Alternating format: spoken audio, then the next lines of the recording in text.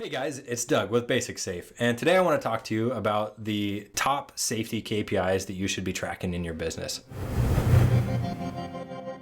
I want to focus in this video mainly on leading indicators for your KPIs. A lot of companies are going to track lagging indicators as their KPIs, which are good. You should still look at those, but the leading indicators are going to help you to prevent the expenditure of money rather than helping to mitigate money that's going out.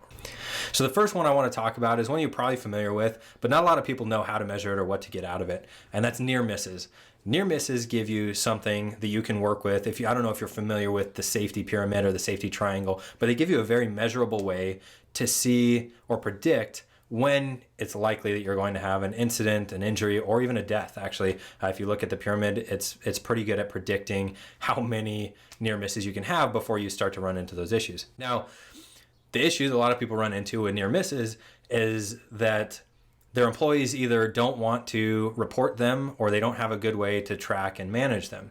Now, what I would recommend is use an incident type of software for tracking them that'll allow you to define a near miss and then to track them to see what's causing the near misses, where you can focus your efforts to eliminate those. Because essentially what you're wanting to see with this key performance indicator, and this would be a leading indicator, is you're wanting to see when an incident will likely occur. Now, if you see that you're having a lot of near misses involving hands, then you know, okay, let's do some training around hand protection, let's get some better gloves, whatever it is that you can see as the cause, it gives you the ability to go and eliminate that or to make it a little bit safer and hopefully lower your near misses.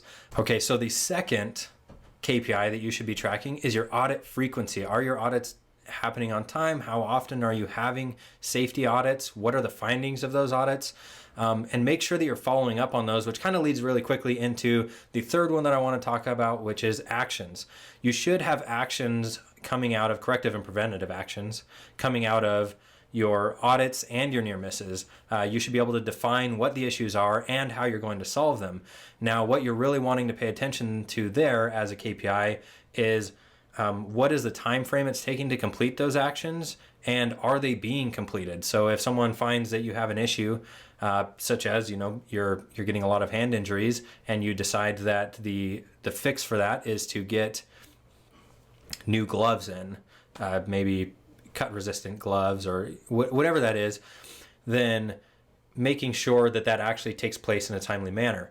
So typically what you'll find is that as your audit frequency goes up and as your near misses go down and your actions are completed on time or in a timely manner, you'll start to have less incidents, you'll start to have less injuries, and you'll start to have less money going out, as counterintuitive as that sounds. All right, so the fourth KPI that makes the most sense to track for me is training. Now, I'm assuming that you already have training that you do, you're already tracking it, and so, I mean, it's not a huge change for you, but what you're wanting to track on the training is frequency and retention. So if you can take a look at how frequent your training is taking place, doing things like adding in toolbox talks where you didn't have them before, or micro trainings really make a big difference just because they keep safety top of mind. Now, with the training, you also need to make sure that you have a way to track the retention of the training. What I would recommend is just bringing in an employee, whether it's a monthly basis, a weekly basis, whatever the frequency is for you, bringing in an employee randomly, regularly, and just quickly giving them like a 1 to 5 question kind of impromptu quiz, just to make sure that they're retaining the information that you're covering in your trainings, in your micro trainings, in your toolbox talks, so that you can know that the training's actually making a difference. Tracking that is going to help you determine if the training needs to be changed, and it's going to help you to see where your safety culture is. If your employees are able to remember and able to recall the training that you're giving them, it just means that safety is more top of mind for them, which is going to influence your safety culture. The final KPI that you might not be tracking that you should be tracking is risk assessments. Risk assessments give you a very measurable way to see where the riskiest places are in your business and to mitigate those risks. If you're able to measure where the risks are and rank them, then it's very easy to focus on your high risk areas and start to eliminate those. So what you want to measure with your risk assessments, besides the assessment itself, is the frequency that they're being performed. Some companies do annual risk assessments. What I would recommend is do micro risk assessments where you have like a 5x5 matrix where you can just walk through the plant. You can perform a risk assessment of a particular area, a particular task, and you continually measure those.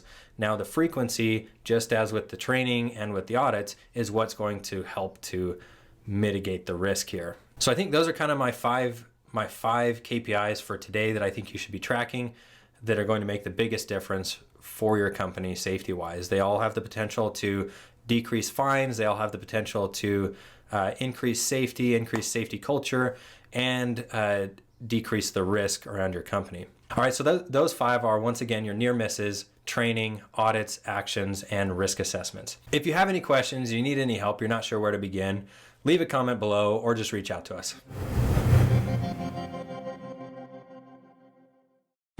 If you have any questions, you need help with any of these things, you don't have a good way to track them, or you feel like this is going to be cumbersome for your company to include these things because you may not already be doing it, I would recommend reaching out. Click the button below. If there isn't a button below, just leave a comment in the link.